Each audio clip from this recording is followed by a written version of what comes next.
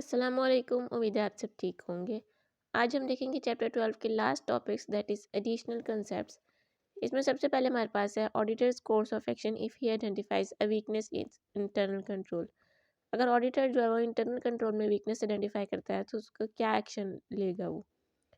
सबसे पहले if identifies weakness deficiency in internal control, increase risk of material misstatement, may decide not to rely on internal controls if weakness in internal control are unacceptably high। ठीक है, internal controls पे rely नहीं करेगा अगर जो है वो internal control में वीकनेसेस हाई है।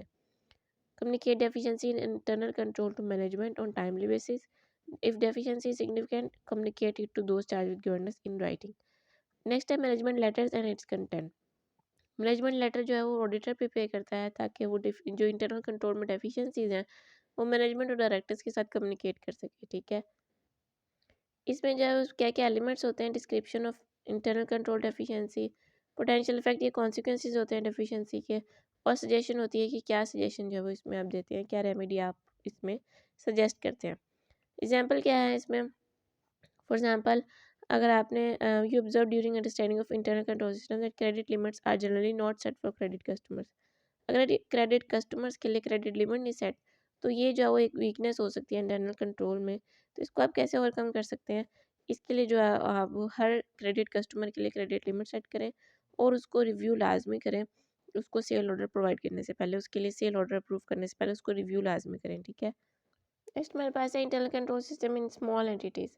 स्मॉल एंटिटीज़ में क्या हो सकता है कि उसमें जो है वो इतना प्रॉपरली जो है वर्क नहीं किया जा रहा होता, active involvement of honours in management of business होती है, लेकिन इंडिपेंडेंट डायरेक्टर्स और रिटन कोड ऑफ कंडक्ट के बगैर जो वर्किंग हो रही होती है। Therefore, entities control environment and risk assessment will depend on integrity and competence of such persons। क्योंकि यहाँ पे जो है वो जो पर्सनस हैं जिन जो स्मॉल बिजनेस ओन कर रहे हैं वही जो है वो यहाँ पे सब कुछ डील कर रहे होते हैं, तो उनकी इंटेग्रिटी या कंपिटेंस पे ये सब कुछ डिपेंड कर रहा होता है। इसमें हायर लेवल होता है मैनेजमेंट ओवरसाइट का, may not be a formal information system, यहाँ पे नहीं हो सकता। Authorization and performance review by owner management are key features of small entities. अच्छा, इसमें रिस्क या प्रॉब्लम क्या हो सकते हैं, मैनेजमेंट में like expertise necessary to control entity, many control activities for example segregation of duties are costly or impracticable for small entities। क्योंकि small entities के पास इतना बजट नहीं होता कि वो सब कुछ कर सके, तो उनको जो है सेग्रीगेशन ड्यूटीज़ या बाकी सब कुछ नहीं होता है।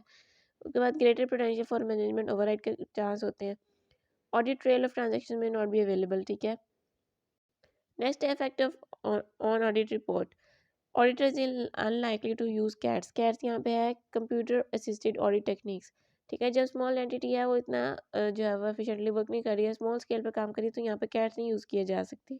Auditor shall place less reliance on control, control पर लेस रिलाई करेगा और सब्सटेंटिव प्रोसीजर ज़्यादा परफॉर्म करेगा।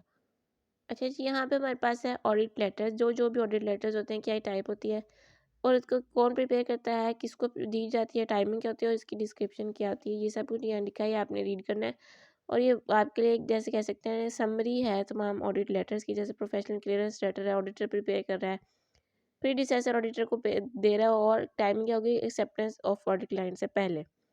किस लिए किया जाता है, to discuss whether there is any professional reason because of which engagement should not be accepted. ठीक है, तो इसको आपने स्टडी कर लेना है। चैप्टर 12 हमारा वाइंड अप हो गया, उम्मीद है आपको समझ आया होगा। इंशाल्लाह अगले लेक्चर में मिलेंगे नेक्स्ट चैप्टर के साथ। ठीक है जी, अल्लाह हाफिज़।